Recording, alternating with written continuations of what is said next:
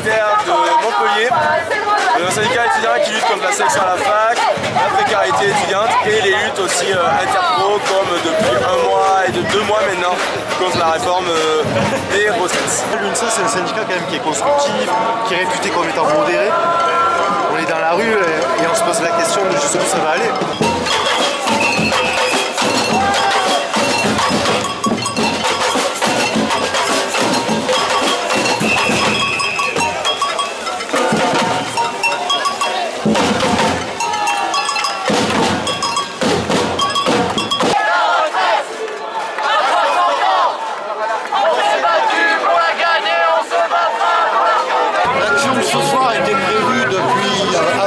Du 49.3, donc il n'y a pas de raison. Il est censé se passer une retraite au flambeau. Oui. Voilà, un flambeau tout à fait normal. D'accord. Après Macron a balancé un 49.3 aujourd'hui sur un sujet plus que chaud. Mais voilà, ils ont choisi le foutoir. On va voir. En faisant ça, je pense qu'il a mis le public sur le feu et la mobilisation va pas s'éteindre aussitôt.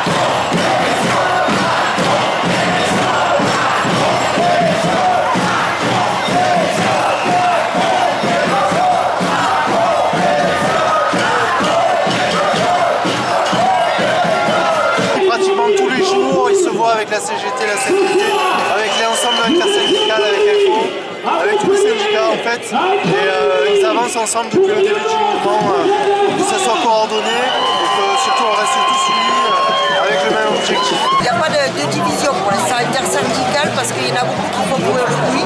Là on est là ce soir justement, tous ensemble.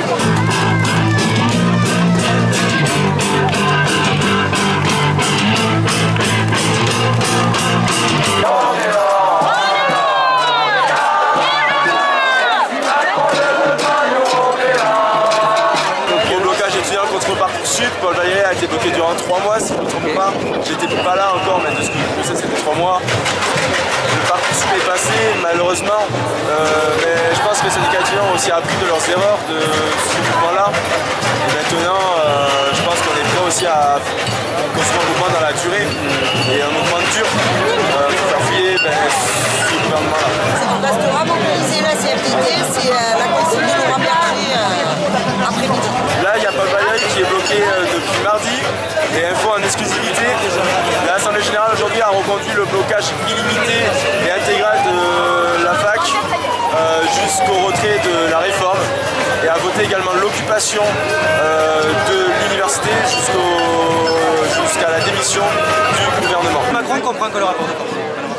On l'a vu avec les gilets jaunes. Hein, il a dit en off que de toute manière, tant qu'il n'y aurait pas de mort, il continuerait. Donc c'est pas nous qui le disons, c'est lui.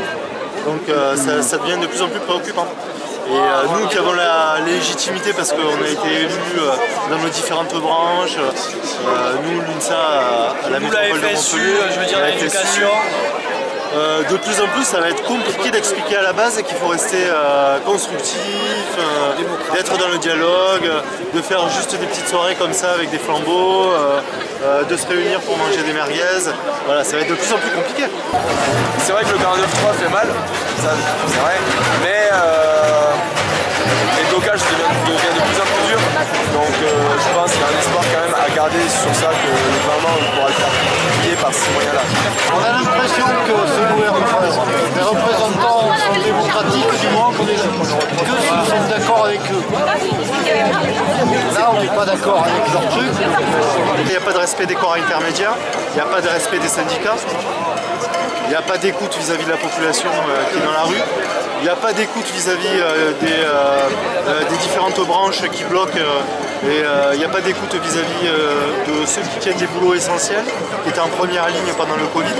Tout ça n'est pas respecté et là maintenant, donc c'est acté aujourd'hui, même les députés ne sont pas respectés. Respecter nos statuts, respecter les statuts du Conseil national de la République, respecter la sécurité sociale.